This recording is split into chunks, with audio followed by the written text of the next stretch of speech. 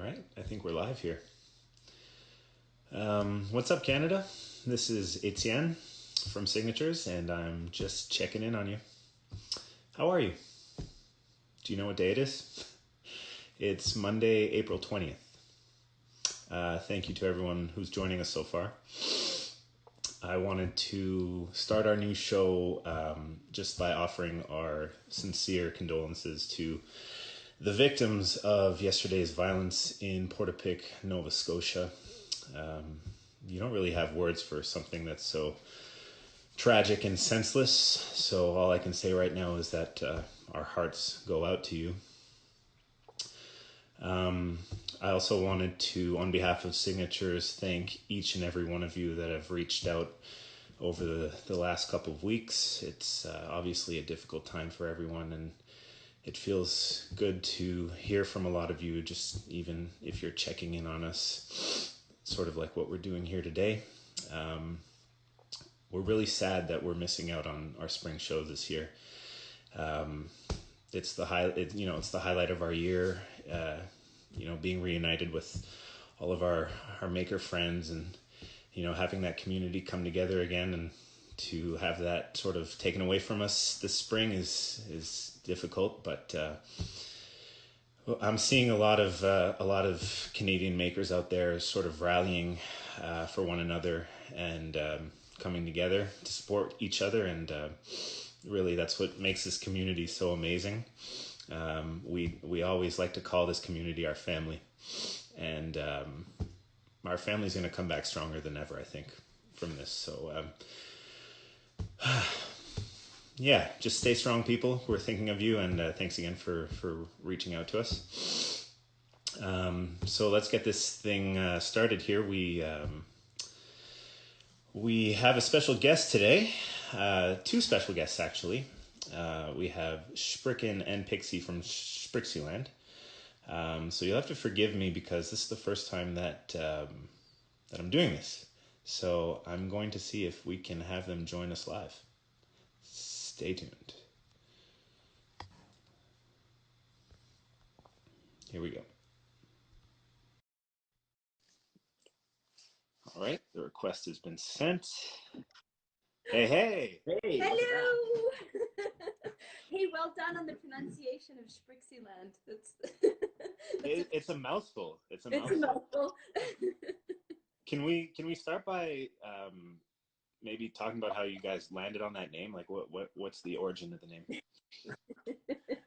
So it's Shpriken and Pixie are our nicknames, and I don't know how I started calling Victoria Pixie, but it just kind of stuck. And then the name Shpriken was just kind of this goofy name that I had made up, and she started calling me that. And then our friends just called us the Shprixies. They just thought, just push it together. And so then we live in this kind of crazy house, and there's all this, all these really weird aspects to this land here. So we thought we'd just call it ShprixieLand. So yes, beautiful. Where exactly on the map are you guys situated? I know it's BC somewhere, but yeah, we're north of Creston. We're about 50 kilometers north of Creston, so south central BC on Kootenay Lake. Do you guys still have snow? Do we what? Do you still have snow? Has it all melted? Oh no! Yeah. Oh no! No. We've had spring for a while now. That's amazing. Lucky you guys. So how are you guys? I think we're doing actually really well. Yeah, we're doing really well. I think. It could be, yeah. Things could be really bad for us, but no, I think we're doing good. It's definitely an odd time, and everything's kind of up in the air, and it just feels a bit weird not knowing day to day, but I don't know, we've been so blessed to have such incredible support from our customers. Lots of people supporting us, people sending us messages of support, people ordering pottery. We're doing all these custom orders. We've been busy and blessed, and yeah, trying to see the positive in all of this, because I think, I think there is lots of positive things that can come out of this. And so, yeah, just looking for that, actively looking every day for the things that we find heartening, right? So, Love it. Love it. Well said. So do you think, like, has anything really changed for you guys in your day-to-day life? We kind of look at that and think it kind of hasn't, but it kind of has too. Like, I guess our pace at things is different. We would be frantically making pottery right now if it was a normal year for the spring shows. So we're not doing that. We're actually, taking custom orders, which we never do. People say, can I order something custom? We're like, no. Too busy. Can't do it. Not a chance. And so all of a sudden we're like, yeah, I guess so. I guess we can do that. And so it's interesting and it's fun and it's a creative challenge too. So it's, taking us out of our comfort zone, but it's actually a good thing. I think we're probably growing as artists from that experience. So yeah, that's good. So what do you guys miss most about not being able to do shows right now? Our customers. Well, other than you. I mean, you. Other than us.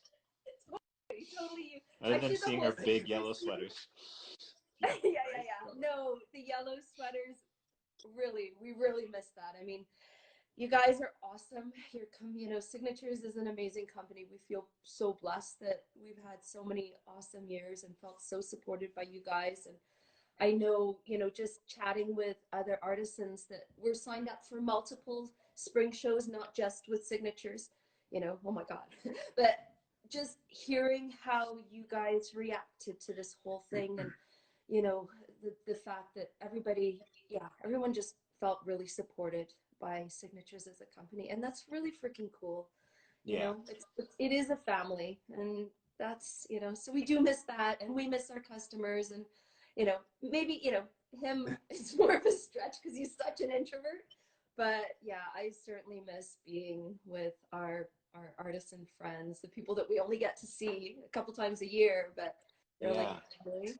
Right? Well, I don't know if you guys can see, but there's a lot of comments coming in. Can you guys see the comments or no? A little bit. Yeah. Okay. We've got quite a few of our artisan homies that have joined us and said hi and sent us emojis, and we actually had a few questions come in because yesterday we posted on our story. So let's take a look at some of them. Let's see. Can you guys see this one? It says, I don't have a question. Just want them to know how much we love them. Aww.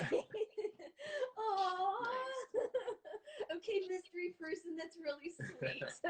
I think we can give away who it was. This is from Salty Sea Dog Designs. Favorites. Thanks, Sarah. Thanks, Blair. Okay, next question. So this one's from Jen Gregoire. She wants to know, what is your favorite piece to make? Favorite piece to make? Right now, I think probably these lighting fixtures we're trying to make. These, where is that? That's right here. Wait, that one behind you. I'm making these porcelain lighting fixtures, and so I'm anything in it, but I'm gonna put a light in it and have a whole bunch that I'd like to make, and now I can actually have time that I can do it. So once I get the fence built for the chickens, because we've got new chickens. Once I get I saw that. Very exciting. Yeah. I don't think I've ever had like a farm fresh egg straight from the chicken like the same day. Can you taste the difference? Oh yeah. Well, I mean, I think we can. I'd like to think so. They're really tasty. It's like the yolk is nice and golden. It's just like sunshine on your plate. Yeah. We extend an invitation. Next time you're coming through BC, or if you'd especially like to come on a road trip, it's really beautiful here. I mean, it's drop dead gorgeous here, and we will feed you eggs right from chicken breasts. God. That sounds amazing. Yeah, we took a road trip through BC last summer, and I never wanted to leave. It's just, there's so many beautiful spots for camping, and And I Yeah. do know quite a few cool artisans in that nice province. So I Yeah. appreciate the Well, gesture. open invitation. That's amazing. In terms of your favorite pieces, I was browsing through your Instagram yesterday, and it was actually Tina, my partner, that made me aware of this because she came up to me with her phone yesterday, and she's like, "Babe, I don't know if you knew this, but ShprixieLand has an erotic line that's called The Rooster and the Cat." Right? Yeah. Can we maybe talk about that a bit? Yeah. I don't know if you've ever seen, sometimes when we're at the shows, we have customers that kind of come behind our booth and look surreptitiously through a box, looking around to make sure no one else is looking. Yeah, we secret some away at the show. So if people are in the know, then they can come up and go, "Psst, where's the really good stuff?" Oh, I see. I just figured the people behind your curtain were just, drinking wine or something. Right? Yeah, exactly. Maybe that's, yeah. We always thought we'd like to incorporate like a red curtain into our Yes, design. yes. We could have like a Butterdome After Dark series or something. Yeah. Yeah, that's genius. After dark. Yeah. Yeah, let's make the days longer. Yeah. Totally. Till midnight. Why not? I'm sure everyone would love that. Okay, we've got more questions to skim through here. One is from our very own Ruth. She, fun fact, I don't know if you guys knew this, but Ruth has sort of taken to pottery as her new hobby. Yay! More pottery. That's awesome. She's originally a glassblower, Very and cool. she's transitioning to pottery. So her question is, what appeals to you about working with clay as opposed to wood, fiber, or glass, for example?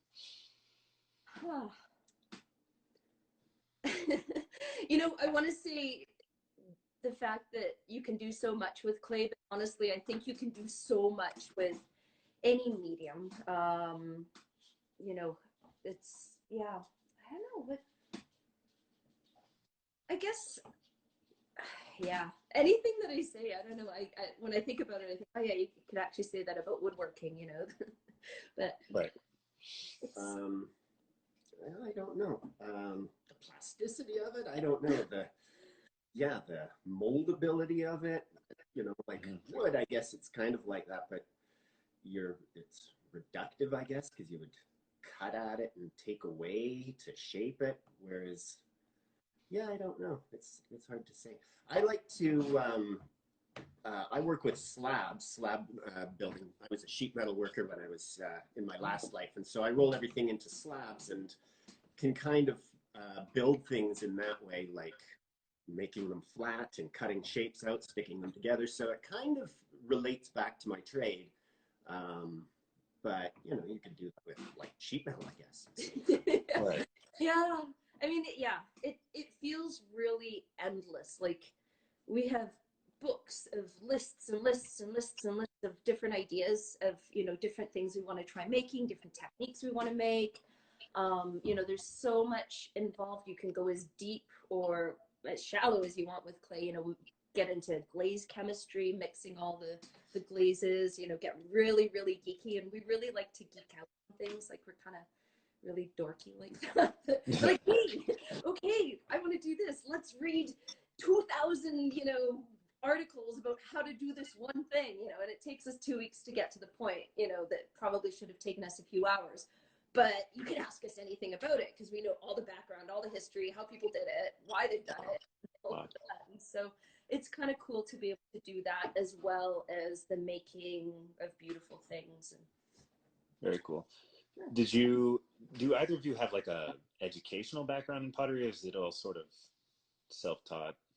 Yeah, I went to ACAD for a few years, the Alberta College of Art and Design in Calgary. I didn't finish the ceramics program because in between second and third year, we bought this place in BC with the idea that I would finish school and we would just come out here in the summer because this was in Calgary.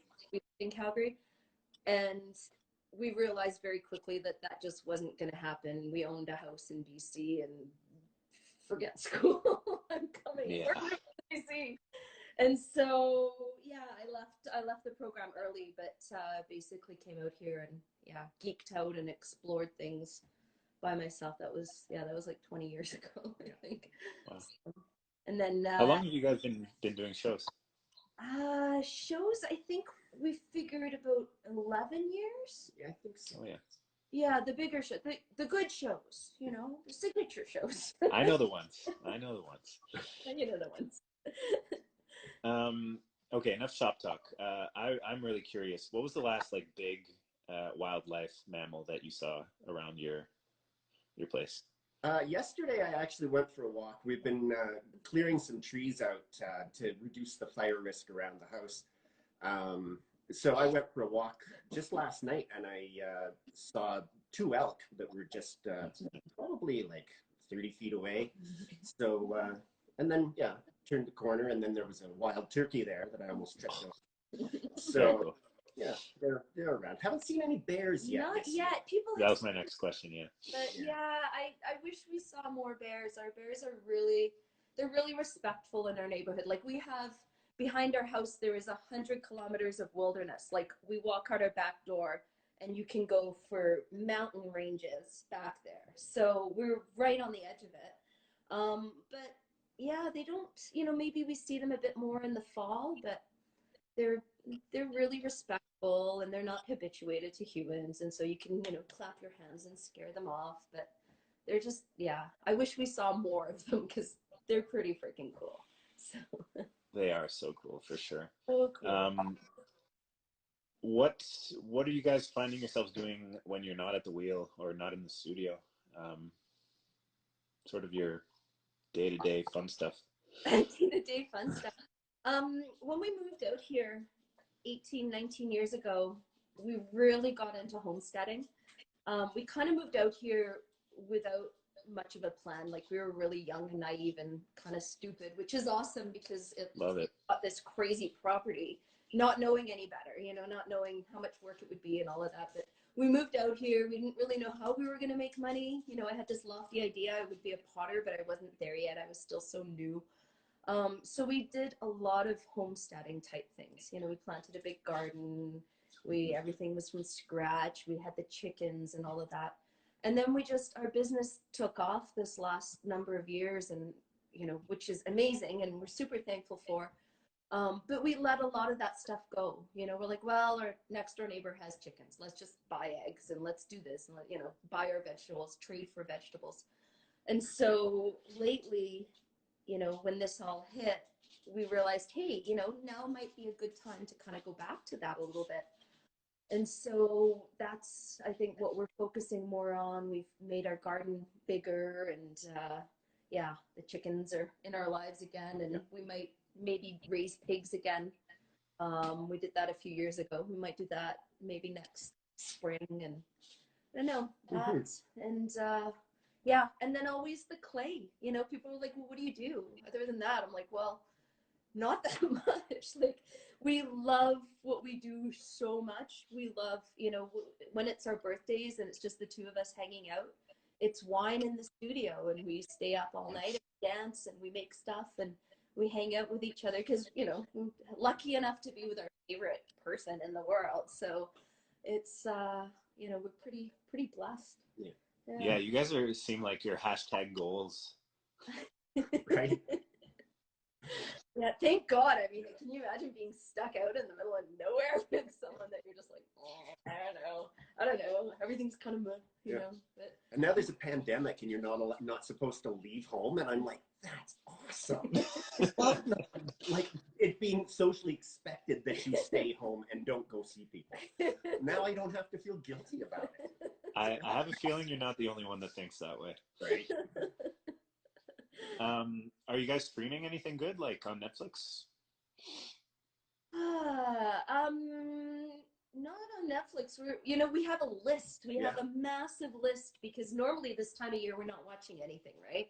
It's usually like December, the end of December, January. Now we're usually getting ready for shows, but what is it? Oh, Tales from the Loop. It's actually not on Netflix. It's on Amazon Prime. but Okay. it's just really interesting, Science bizarre, fiction thing. It's very bizarre, but it's interesting. beautifully shot. So but we have like the widest range of tastes. I mean, there's so many different things that we'd like to see. Why? What are you watching?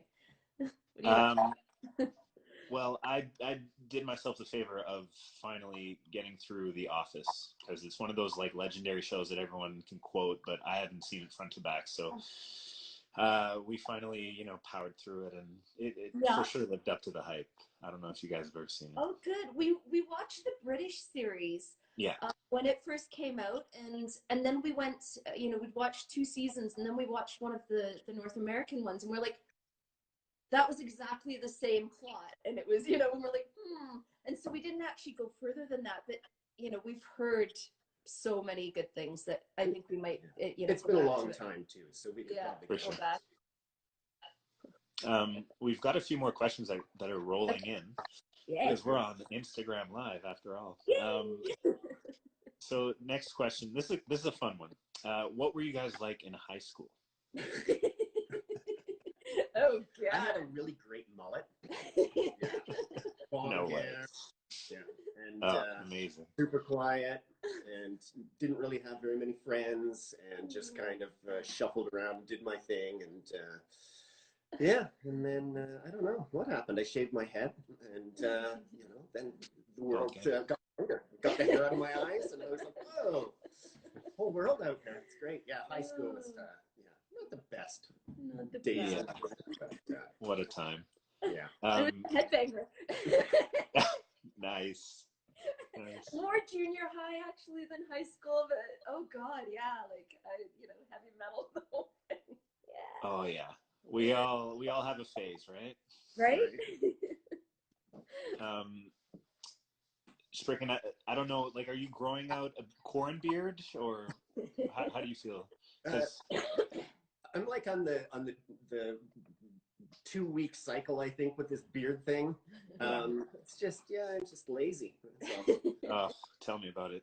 But do you have Pixie shaving your head, or is that only you can do it sort of thing? I can do most of it, and then she comes along and gets the little spots in the back that I missed. But I'm pretty good at it. He's pretty good. I got to try to figure out how to do the dog, because the dog's getting pretty shaggy, and we can't take him in to be shaved. But he's pretty fussy. So what kind of dog? He's a Lhasa Apso Cocker Spaniel cross. He's about 16. So wow. he's pretty geriatric, which is actually, I found that I really like older dogs. They're all calm and relaxed, and they sleep a lot. And I'm like, they're awesome. And then people get puppies, and I'm like, oh, puppies, I hate puppies. Good energy. Yeah. Yeah. Let's see if there's any more questions. How are you guys for time? Are you guys have a busy day? You got nowhere to be. The kiln is firing today, so today is kind of almost like a day off. It's a day away from the studio, so yeah. But we're still getting work done because the kiln's firing, so we feel like we consider nothing, and we're still working. Yeah. I think there's a lot of questions coming in about your actual crafts, so maybe we can dive into that a little more if you guys want. This question here says, tell me your big dream or big project in the future involving pottery. Wow. That's more erotic art would be my I guess for Pixie it's doing less wheel throwing. Yeah, I've traditionally done like 95% wheel throwing, wheel work. And which has been great. We have this really successful line of pottery, and people love it, and I've made like thousands of these cups, and realized that what really excites me is what he was doing, which was like the colorful, the hand built stuff like that. And so that's one of the things that I've made my focus since Christmas is to be doing a lot more slab work, pretty colors and patterns and that type of thing. But I don't know, what would be is there another? Well, I like the idea of the lighting fixtures.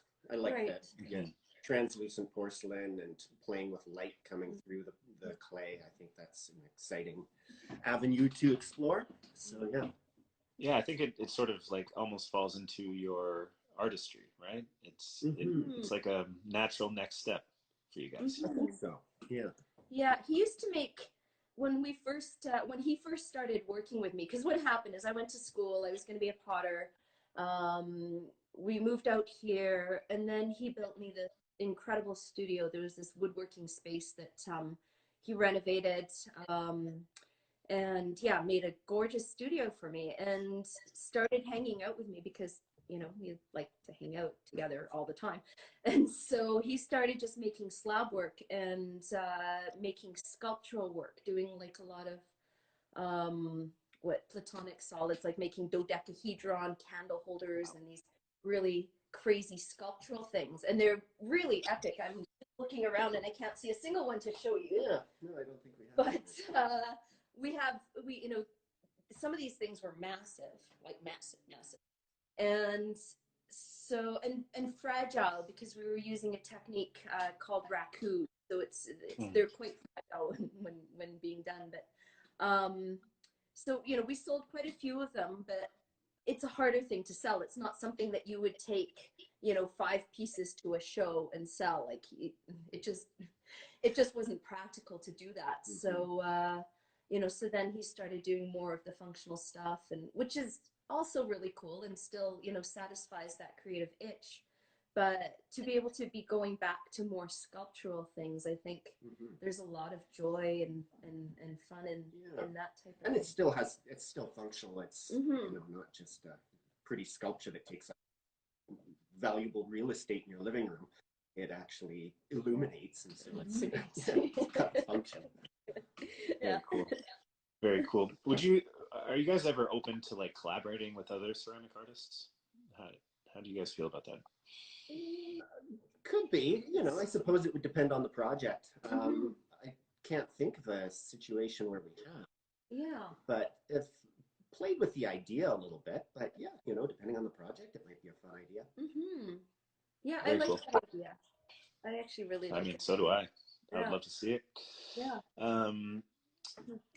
Another question here, maybe it makes sense to you guys being potters. The question is, which processes make you excited but are difficult? Maybe. Oh, processes? Oh, processes. Are difficult. Which processes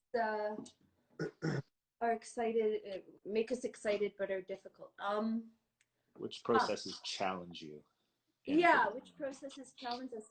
I mean, a lot of, anytime you're doing something new, it's always challenging. There's always, there's a lot of experimentation involved in whatever new direction you take. Like, we started doing some screen printing this year, so we were, printing silk screens onto either the clay or onto tissue and then transferring that over. And that's the thing that I'm really excited about right now. It is challenging because there's just every single step, there's all different factors that you can do. And there's so many different ways to do a thing that you always have to find the way that works best for you. But that may not be what works best for the next guy. Like, you can't just go and do a wiki, on 10 steps to put this image on your piece. But so yeah, I guess screen printing is what is exciting me right now. I don't know, what about you? Yeah, I don't know. Just trying to build different forms, I guess. Going with the clay, the porcelain clay, that frost clay, because it's translucent clay. Yeah, new type of clay body that's really challenging to work with for the lighting fixtures. Yeah. So there's we also wanted to know what kind of potter wheel that you have. What kind of pottery wheel? Yes. Oh, okay. I have an old school Shimpo RK10. I have a couple of them. They're really loud, but they're workhorses. They're beasts. And it's something I got it, basically about 20 years ago. And they're awesome just because if something breaks on them, I can order the parts and fix them. They've never broken. They've been, awesome. But yeah, and I throw standing up, and it looks like a little R2D2. This wheel. It's really cute. And he built me a little platform so that I could throw standing up rather than sitting down, because sitting down for 8 hours a day is really hard on the body. So we do I'm guessing it's not really ergonomic, eh? No, it's really not. And so even in our studio, like we have the wheel or the tables that we work at, we got these really great legs from IKEA that you can crank the table up and down. So even when he's doing hand building all day, he's cranking it up and standing and working. And I think it's just a lot. Yeah, we just feel a lot better. Like sitting down for 8 hours and standing for 8 hours, there's a huge difference. So yeah, anyway. I know I keep babbling on. Sorry. I think he wants you to babble. Oh, does he? Okay. Tell me to stop if you need to. No, Stop. the nerding out is great. I think our audience is loving it. One more question about pottery. Do you guys have any good books to recommend for beginners? Oh. Or I guess videos. Sex Pots. Sex Pots is a good book. It's a book about erotic pottery, erotic imagery on pottery. Definitely, I think that. Yeah, true story. True story, yeah. I know. It's called Sex Pots. I can't remember who. Maybe Leopold Fulham is. That was actually the name of my band in high school. Oh, Sex Pots. Nice. Like inner potter. I don't know. Give me 30 seconds. You keep 30 talking. seconds. She does have what's the cone 5 cone glazing? Mastering cone 6 glazes is good for a beginner potter who's wanting to mix their own glazes. That's definitely one that has changed our studio life. Wow. Being able to have very functional glaze. So that's great. For your clay, is there one specific place that you source it from? And do you know where it comes from? So the porcelain that we make the colorful pottery from comes from Tucker's Clay there in Ontario. Okay. And then the other one, Laguna B-Mix, is the stuff that Pixie uses to throw with. And it comes from where, California? California. Yeah. Nice. So books. Okay, so these aren't just for beginner, they're kind of a little bit topic specific. But there's a great book that just recently came out. It's called Mastering Hand Building. I know that's probably backwards. Yeah. It is backwards. Oh, it is backwards. Mastering Hand Building, and it's by Sunshine Cobb. And it's just got some really beautiful techniques and, really yummy pictures. And so that's for hand building. And then just because this is my passion at the moment, this graphic clay book, again, came out in the last few years. Jason, oh God, I don't know how to, Jason Burnett. I'm not sure how you pronounce that. Jason B-I-G-E Burnett. And it talks about making like really luscious, yummy, colorful, very layered surfaces, which again is something that really excites me. So it's not really just for beginners, but it totally could be. Just, yeah, both of those are my 2 favorites right now. And yeah, that's all I could find on awesome.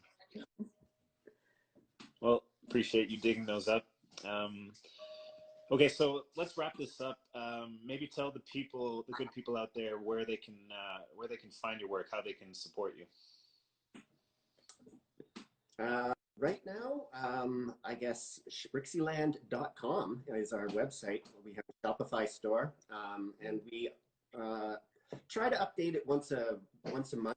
We make small batches of pottery, and they sell out within a day or two, or 5 minutes sometimes. So we can't keep pottery in the store all the time, but yeah. ShprixieLand.com, our Instagram page and our Facebook page. We keep everybody pretty much up to date with what's happening here. And I think we'll have a sale probably in the next couple weeks, 2 weeks or so. Should be able to have another batch. Okay. Very cool. Okay, and the last thing we want to have, we're going to try this like fun recurring segment where we ask our guests something. We want to play off the name signatures, right? Our company name. You sign all your pieces with your signature. So in your case, it'd be ShprixieLand. But we want to know what for your everyday life, for your life, what would your signature say?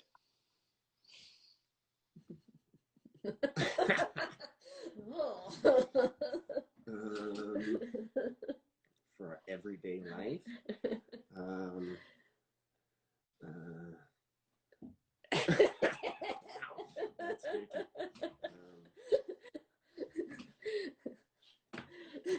love and kookiness. Love and kookiness, probably. Beautiful. The kooky. Love it. Pretty full of love. Yeah, probably. That sounds probably accurate. Love and kookiness. The Words to boy. live by. Yeah. Okay, Shpriken and Pixie, thank you so much for joining us. This was a lot of fun. Thank you. Thanks, Etienne. Yeah. It's good to see your face. Likewise. Okay, take care, guys. All the best. Yeah. Thanks, everyone, for tuning in. Yay.